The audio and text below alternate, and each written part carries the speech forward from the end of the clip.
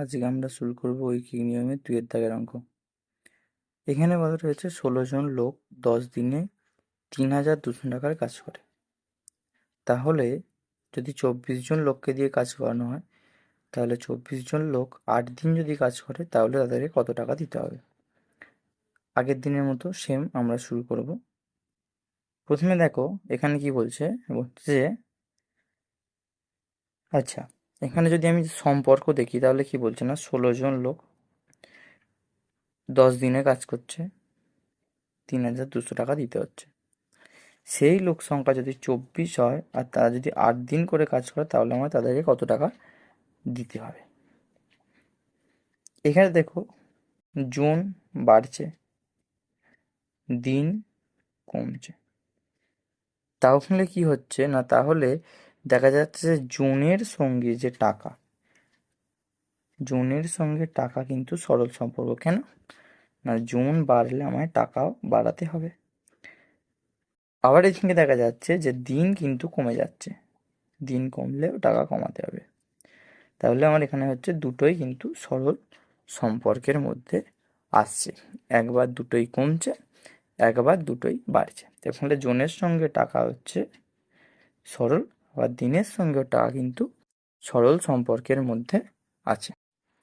তাহলে আমার দাঁড়াচ্ছে কি না, এখানে দেখো দাঁড়াচ্ছে যে যে কি দাঁড়াচ্ছে না, যদি আমার 16 জন লোক 10 দিন কাজ করে, তাদেরকে 3,200 টাকা দিতে হয়, তাহলে আমি কি লিখতে পারি? এখানে লিখতে পারি যে 16 জন লোক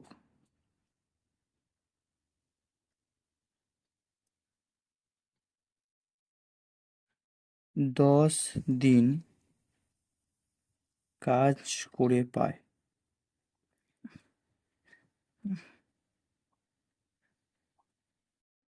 3,200 টাকা। তাহলে 16 জন লোক 10 দিন কাজ করে কত টাকা পাচ্ছে? 16 জন লোক 10 দিন কাজ করে পাচ্ছে 3,200 টাকা।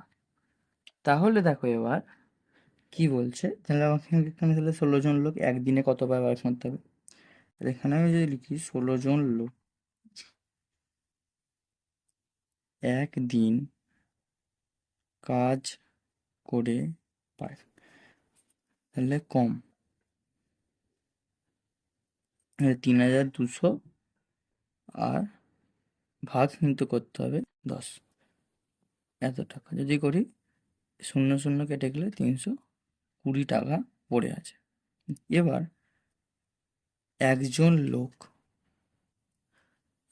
একদিন কাজ করে পাচ্ছে, কত পাচ্ছে?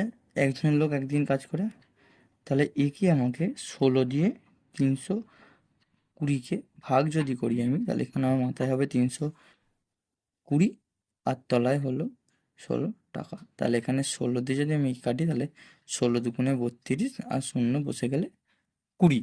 তাহলে কি দেখাচ্ছে না, একজন লোক একদিন কাজ করে কত টাকা পায় না, 20 টাকা পায়। বোঝা গেল এইটুকুটা?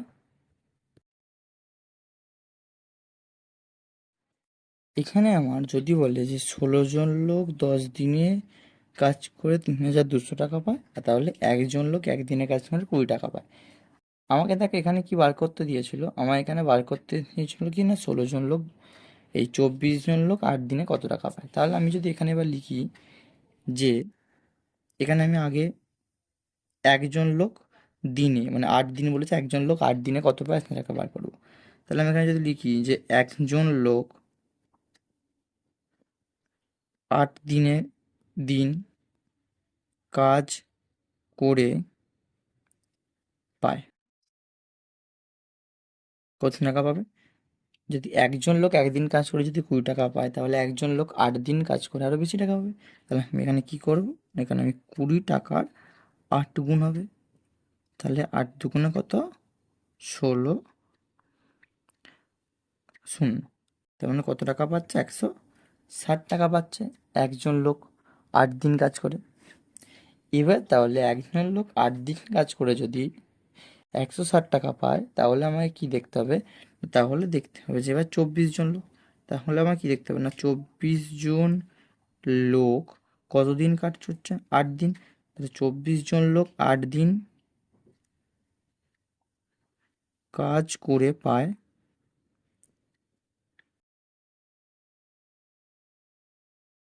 কত টাকা পাচ্ছে? তাহলে কত পাবে না, 160 টাকা। যদি একজন লোক 8 দিনে কাজ, তাহলে 160 টাকার 24 গুণ টাকা যেটা হবে, সেখানেই কে পাবে? সেটাই পাবে হচ্ছে কে?